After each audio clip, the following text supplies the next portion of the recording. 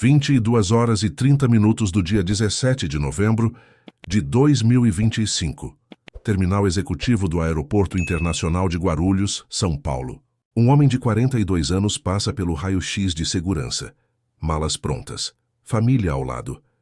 Do lado de fora, um helicóptero particular o trouxe direto do escritório. Na pista, um jato Falcon 7X avaliado em R$200 milhões aguarda decolagem. Destino declarado: Malta.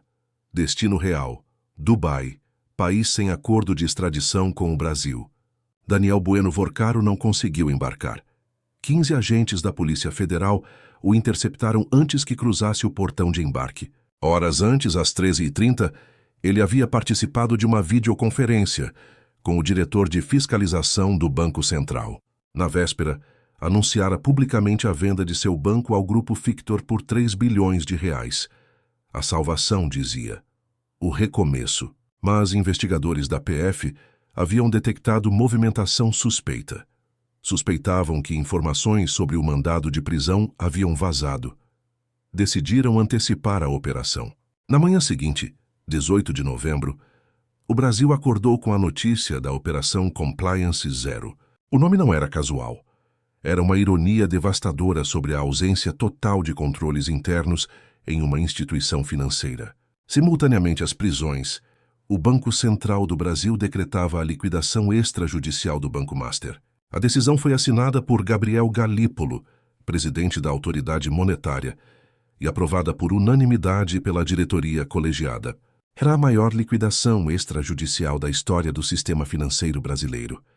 Um rombo estimado em R$12,2 bilhões. Talvez 17 bilhões, segundo investigadores. 1.600.000 investidores afetados. R$41 bilhões em ressarcimentos previstos pelo Fundo Garantidor de Créditos. O maior da história. A Polícia Federal cumpriu 5 mandados de prisão preventiva, 2 temporários e 25 buscas e apreensões em 5 estados. Em uma mansão em São Paulo, na casa do ex-CEO Augusto Ferreira Lima, agentes encontraram algo que resumia a natureza do esquema. R$1.700.000 em espécie. Pilhas e pilhas de maços de R$100 sobre a mesa. Levaram 6 horas para contar. Também foram apreendidos carros de luxo, obras de arte, relógios de alto padrão, documentos, computadores e celulares. O celular de Vorcaro, principalmente, se tornaria a chave para desvendar uma teia que atravessaria todos os poderes da República. O bloqueio judicial alcançou R$12,2 bilhões em contas bancárias. Incluía patrimônio registrado em nome dos filhos menores dos investigados. A magnitude era inédita. O diretor-geral da Polícia Federal, Andrei Rodrigues, afirmou em coletiva que o escândalo investigado no Banco Master poderia chegar a R$17 bilhões. Crimes de gestão fraudulenta, gestão temerária, organização criminosa, lavagem de dinheiro e crimes contra o sistema financeiro nacional. Mas como um banco chegou a esse ponto? Como uma instituição financeira que oferecia certificados de depósito bancário, pagando até 140% do CDI, quando grandes bancos pagavam 100% a 110%, operou durante anos sob as vistas do mercado e das autoridades. Como um outsider da Faria Lima, construiu um império de R$87 bilhões em ativos em apenas 5 anos.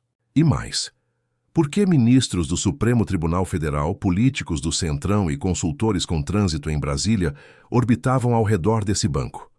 A resposta está no passado, e é para lá que precisamos voltar. A história do Banco Master não começa em 2025, nem começa como Banco Master.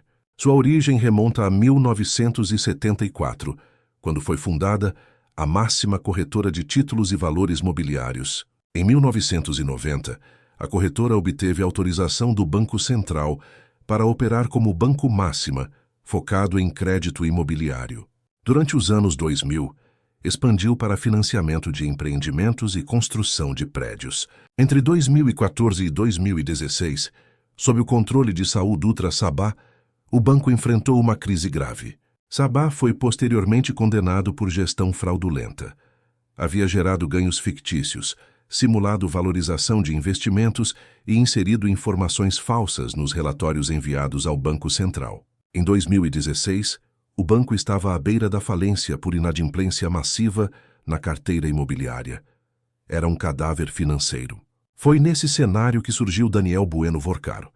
Nascido em 6 de outubro de 1983 em Belo Horizonte, formado em economia pelo IBMEC com MBA em finanças, Daniel era herdeiro do Grupo Multipar, tradicional família do setor imobiliário mineiro, fundada por seu pai, Henrique Vorcaro. Frequentador assíduo da Igreja Batista da Lagoinha, amigo do pastor Márcio Valadão, Vorcaro representava o perfil do empresário evangélico bem conectado. Suas redes de contato atravessavam o mundo dos negócios, da política e da fé. Em 2016, Sabá ofereceu o banco agonizante a Vorcaro. Os dois já trabalhavam juntos em fundos imobiliários.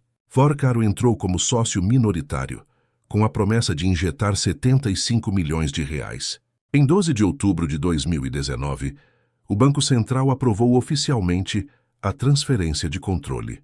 Vorcaro dividia o comando com Augusto Ferreira Lima, dono da Credicesta, empresa de crédito consignado da Bahia, além de Armando Miguel Galo Neto e Felipe Wallace Simonsen. O aporte inicial foi de 400 milhões de reais. Era o início de uma transformação radical. Em 29 de julho de 2021, o Banco Máxima foi rebatizado como Banco Master. O novo nome era mais que cosmético. Simbolizava um reposicionamento completo. A sede foi transferida para a região da Faria Lima, em São Paulo, coração do mercado financeiro brasileiro. O modelo de negócio se baseava em duas estratégias que definiriam seu destino. A primeira estratégia eram os CDBs irresistíveis. O Master oferecia certificados de depósito bancário, pagando 120% a 140% do CDI, quando grandes bancos pagavam 100% a 110%. Em momentos de maior desconfiança do mercado, chegou a oferecer 180% do CDI. A garantia oferecida aos investidores era o Fundo Garantidor de Créditos, que cobre até R$250 mil por CPF e por instituição. Os CDBs eram distribuídos amplamente em plataformas como XP, BTG Pactual e Rico. Para milhares de investidores de renda fixa, era uma oferta irrecusável. Bom demais para ser verdade. E era. A segunda estratégia eram os investimentos em empresas em crise. O Master apostava em turnarounds, empresas problemáticas buscando recuperação. O portfólio incluía Veste, antiga Restock e Lelis Blanc, Metal Frio, Flytour, Oncoclínicas, Light, Gafisa, Westwing e Biom. Eram negócios de alto risco com potencial de alto retorno, ou de alto prejuízo. O crescimento foi vertiginoso. Em 2018, o patrimônio líquido era de 219 milhões de reais. Em 2021 já eram 700 milhões. Em junho de 2024, 4,2 bilhões de reais. O patrimônio havia multiplicado por 25 em apenas 5 anos. A receita saltou de 190 milhões em 2018 para 2,7 bilhões em 2022. O lucro dobrou de 500 milhões em 2023 para 1 bilhão em 2024. A carteira de crédito alcançou 40 bilhões de reais. O banco emitiu até 50 bilhões em CDBs. O Master engoliu instituições em série. A Credicesta em 2018. Operação de crédito consignado baiana que trouxe Augusto Lima como sócio. O Will Bank em fevereiro de 2024. Banco digital com mais de 6 milhões de clientes nas classes C e D do Nordeste. O Banco Voiter no mesmo mês, posteriormente revendido a Augusto Lima. 50% do aplicativo de crédito digital Jeito em 2020. Era uma máquina de crescimento, mas os sinais de alerta começaram cedo. Em 2021, o Banco Central passou a exigir contribuição extra ao Fundo Garantidor de Créditos de bancos muito dependentes de CDBs. Em outubro de 2022, a agência de classificação de risco Fitch atribuiu o rating B, baixo grau de investimento, ao Master. Em dezembro de 2023, novas regras do Banco Central expuseram as fragilidades do modelo. Em 2024, grandes bancos começaram a restringir a venda de CDBs do Master em suas plataformas. Era um sinal claro de desconfiança institucional. O mercado começava a fazer as perguntas certas, mas já era tarde demais. Por trás do crescimento espetacular, uma operação criminosa sofisticada estava em curso. A Polícia Federal e o Banco Central descobriram o modus operandi. O Banco Master produzia carteiras de crédito consignado que nunca existiram.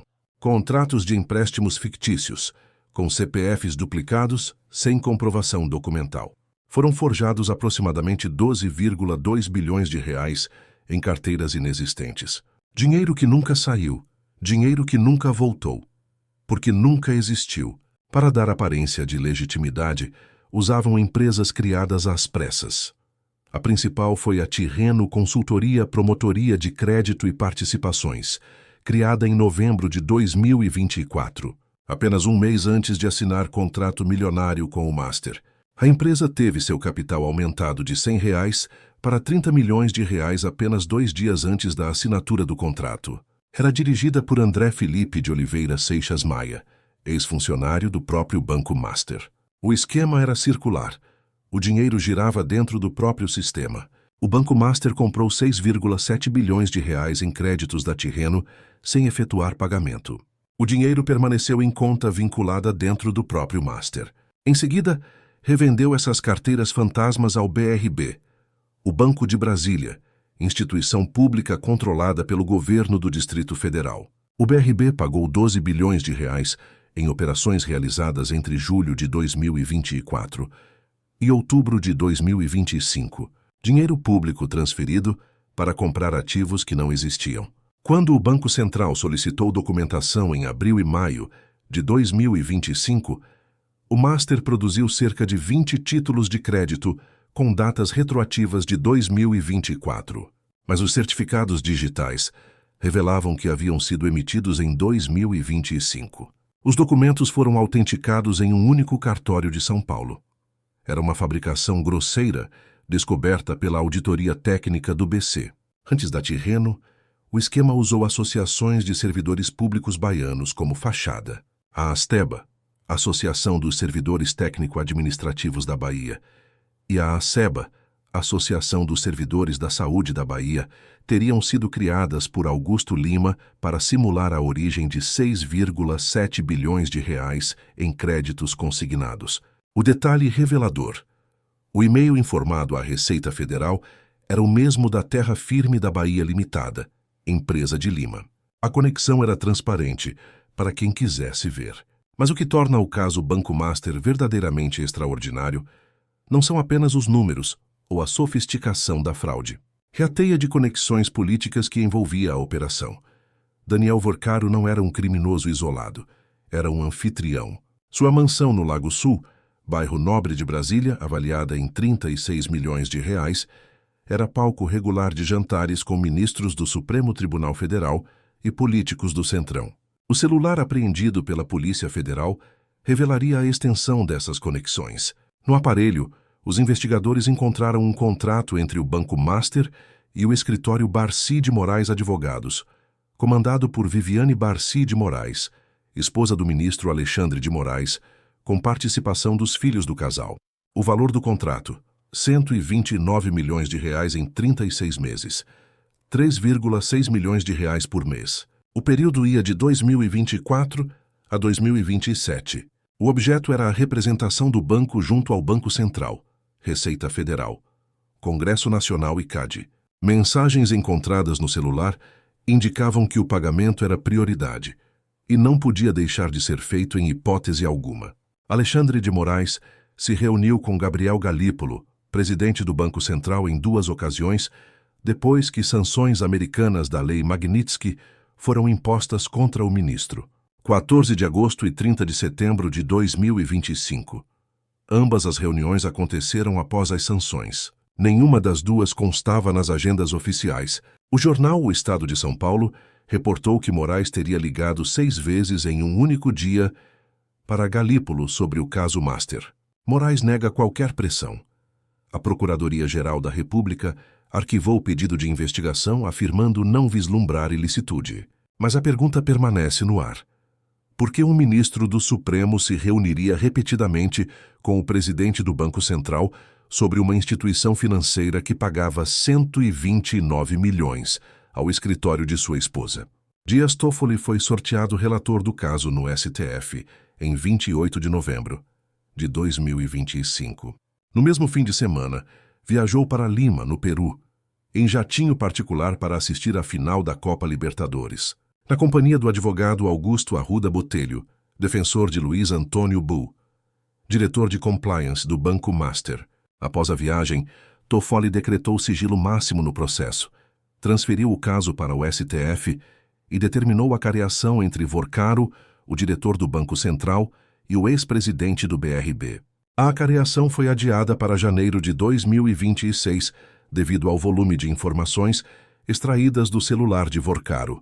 Ricardo Lewandowski, após se aposentar do STF em abril de 2023, foi contratado para o Comitê Consultivo Estratégico do Banco Master.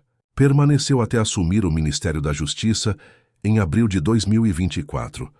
Foi substituído no comitê por Henrique Meirelles, ex-presidente do Banco Central e ex-ministro da Fazenda. Mas as conexões iam além do judiciário. Ciro Nogueira, senador do Progressistas pelo Piauí e presidente nacional do partido, emerge como principal articulador político de Vorcaro. Em 2024, tentou incluir na PEC da autonomia do Banco Central uma emenda para aumentar a cobertura do Fundo Garantidor de Créditos de 250 mil para R$ 1 milhão. A emenda foi rejeitada, mas ficou conhecida como Emenda Master. Nogueira atuou para bloquear a instalação de CPMI do Banco Master. Articulou a urgência de um projeto que permitiria ao Congresso destituir o comando do Banco Central. O projeto foi apresentado em 2 de setembro de 2025, exatamente durante a análise da compra do Master pelo BRB. Nogueira era frequentador regular da mansão de Vorcaro em Brasília. Antônio Rueda, deputado do União Brasil, aliado de Ciro Nogueira, também frequentava a mansão. Articulou junto ao governador Ibanez Rocha, do Distrito Federal. O governador havia indicado Paulo Henrique Costa para a presidência do BRB em 2019. Costa, ex-vice-presidente da Caixa Econômica Federal, articulou a compra do Master pelo BRB. Segundo a Polícia Federal, manteve transferências de recursos ao Master, mesmo após alertas explícitos do Banco Central sobre irregularidades graves. Costa foi afastado e demitido. Não foi preso, mas segue investigado. As doações eleitorais também contam uma história. Fabiano Campos Zettel, cunhado de Vorcaro, casado com a irmã Natália, foi o 6º maior doador pessoa física nas eleições de 2022. Doou R$ 3 milhões para Jair Bolsonaro, maior doação individual da campanha presidencial. Doou R$ 2 milhões para Tarcísio de Freitas, governador de São Paulo. Total de R$ 5 milhões. O Master contratou como consultores Michel Temer, ex-presidente da República, Guido Mantega, ex-ministro da Fazenda que apresentou Vorcaro ao presidente Lula, Gustavo Loyola, ex-presidente do Banco Central, e Henrique Meirelles, também ex-presidente do BC e ex-ministro. Eram nomes de peso, eram portas abertas, eram blindagens políticas. Daniel Vorcaro ostentava. A festa de debutante de sua filha contou com show do DJ Alok e foi estimada em R$ 15 milhões. Comprou uma mansão em Trancoso, na Bahia, por R$ 280 milhões.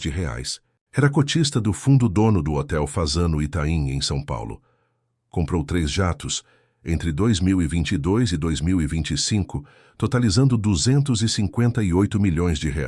A mansão de Brasília, palco dos jantares políticos, custou 36 milhões. Não era discrição, era demonstração de poder. Mas, por baixo do verniz de sucesso, a estrutura apodrecida desmoronava. Em março de 2025, o BRB anunciou a compra do Banco Master como Operação Salvadora. Em junho, o CAD aprovou. Parecia o final feliz. Em setembro, o Banco Central vetou a operação. Os técnicos do BC haviam identificado as carteiras falsas, as inconsistências documentais, os certificados digitais adulterados. A operação não seria aprovada. O presidente do BRB, Paulo Henrique Costa, tentou reverter a decisão. Pressionou, articulou, mas a decisão técnica do Banco Central foi mantida. O veto foi a sentença de morte do esquema. Sem a compra pelo BRB, o Banco Master não tinha como sustentar a operação. A pirâmide precisava de dinheiro novo entrando. Sem entrada, o colapso era questão de tempo. Em 17 de novembro, o grupo Fictor anunciou a compra do Master por 3 bilhões de reais. Vorcaro comemorou publicamente. Era a salvação, dizia. Horas depois, embarcaria para Dubai para, segundo sua defesa, encontrar-se com os compradores. Mas a Polícia Federal não acreditou. Vorcaro foi interceptado em Guarulhos. Na manhã seguinte, o Banco Central decretou a liquidação extrajudicial, a maior da história. Os números da catástrofe são estarrecedores. 12,2 bilhões em fraudes confirmadas em carteiras falsas. 17 bilhões estimados no total. 12 bilhões pagos pelo BRB por ativos inexistentes. 1.600.000 investidores afetados. 41 bilhões de reais em ressarcimentos, previstos pelo Fundo Garantidor de Créditos, o maior da história do fundo. O Master tinha 87 bilhões em ativos no momento da liquidação e 83 bilhões em passivos. Havia emitido 50 bilhões em CDBs. A Rio Previdência, Fundo de Pensão dos Servidores do Rio de Janeiro, tinha 2 bilhões investidos no banco. O caso do Banco Master supera o escândalo do Banco Pan-Americano em 2010, que gerou rombo de 4,3 bilhões. Supera o Banco Santos em 2005, com prejuízo de 2,2 bilhões. A diferença crucial está na natureza da fraude. No Pan-Americano, vendiam carteiras duplicadas. No Master, fabricavam carteiras que nunca existiram. É tecnicamente pior. É moralmente pior. É estruturalmente mais destrutivo. O contexto econômico de 2024 e 2025 explica por que tantos investidores caíram na armadilha. Com a taxa Selic a 15% ao ano, a maior em 20 anos, investidores de renda fixa buscavam maximizar retornos. O Master oferecia 120% a 140% do CDI. A garantia do fundo garantidor dava a sensação de segurança. A pergunta que poucos fizeram foi: qual risco estou assumindo para receber esse prêmio? A resposta era simples: o risco de que o banco fosse uma fraude. Hoje, no final de dezembro de 2025, Daniel Vorcaro está solto com tornozeleira eletrônica. Proibido de exercer atividades financeiras, de sair do país ou de manter contato com investigados. Augusto Lima também está solto com as mesmas medidas. Paulo Henrique Costa foi demitido do BRB. Os executivos do Master foram soltos com cautelares. O inquérito no STF corre sob sigilo absoluto, com relatoria de Dias Toffoli. A acariação entre Vorcaro, o diretor do BC, e o ex-presidente do BRB foi adiada para janeiro de 2026, devido ao volume imenso de informações extraídas do celular do banqueiro. O Tribunal de Contas da União questionou a decisão do Banco Central. O ministro Jonathan de Jesus viu indícios de precipitação na liquidação e deu 72 horas para o BC se explicar. Senadores como Alessandro Vieira e Eduardo Girão pressionam por CPI, mas a instalação é improvável em ano eleitoral. O BRB sofreu rebaixamento das agências Moody's e S&P, que retiraram seus ratings. A carteira comprada do Master representava 21% do portfólio do Banco Público. O governo do Distrito Federal avalia a necessidade de injeção de capital com dinheiro do contribuinte. O Will Bank, fintech do Grupo Master, não foi liquidado. Permanece em regime de administração especial. Negociações com o Fundo Soberano de Abu Dhabi, Mubadala, no valor de 3 bilhões de reais, estão suspensas, aguardando definições jurídicas. Em agosto de 2025, o Conselho Monetário Nacional aprovou novas regras do Fundo Garantidor que entram em vigor em junho de 2026. As regras dobram o multiplicador da contribuição adicional e limitam a captação garantida ao patrimônio líquido das instituições. Bancos que exagerarem em CDBs cobertos pagarão mais caro. São mudanças importantes, mas vieram tarde. 1.600.000 brasileiros esperam ressarcimento. Aposentados que investiram a poupança de uma vida inteira. Famílias que buscavam rentabilidade para pagar estudos dos filhos. Pequenos investidores, atraídos pelos juros generosos e pela promessa de segurança do Fundo Garantidor. Todos foram vítimas de um esquema que operou sob as barbas das autoridades durante anos. Um esquema que envolveu políticos, ministros, consultores e empresários. Um esquema que movimentou bilhões enquanto jantares eram realizados em mansões de Brasília. A Procuradoria-Geral da República afirmou não ver ilicitude no contrato de 129 milhões entre o banco e o escritório da esposa do ministro Alexandre de Moraes.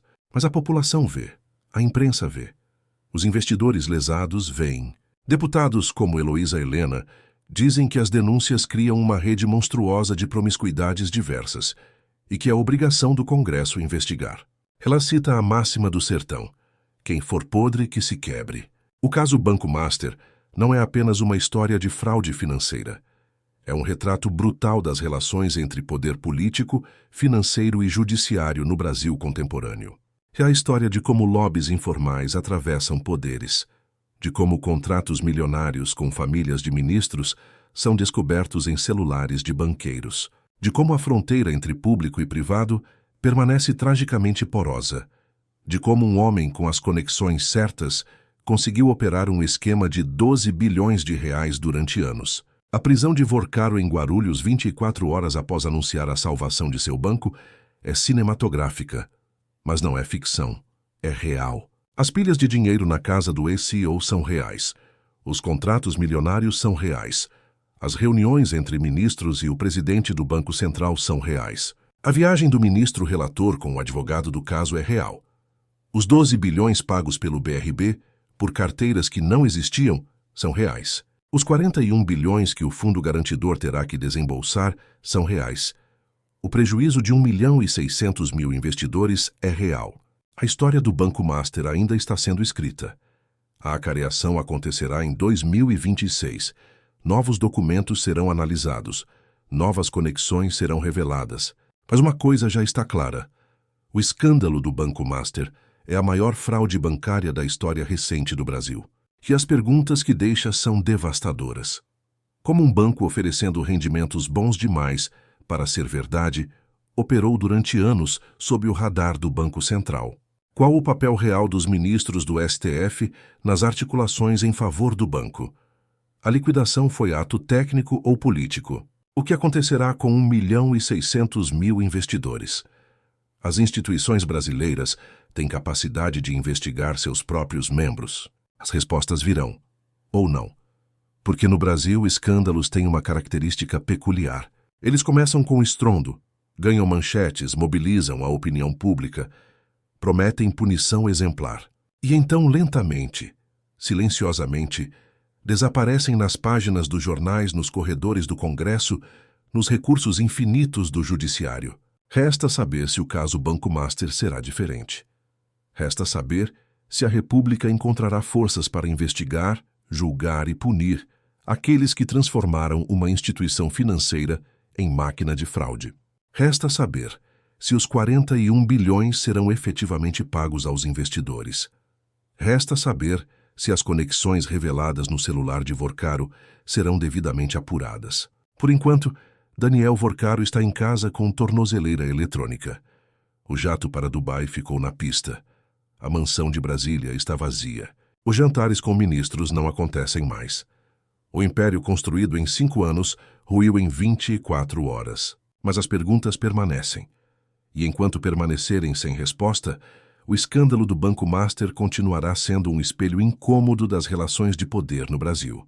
Um espelho que reflete não apenas a audácia de um banqueiro, mas a fragilidade de instituições, a promiscuidade entre esferas de poder e a dificuldade crônica de um país em fazer justiça quando os acusados têm as conexões certas, os advogados certos e os contatos certos nos lugares certos.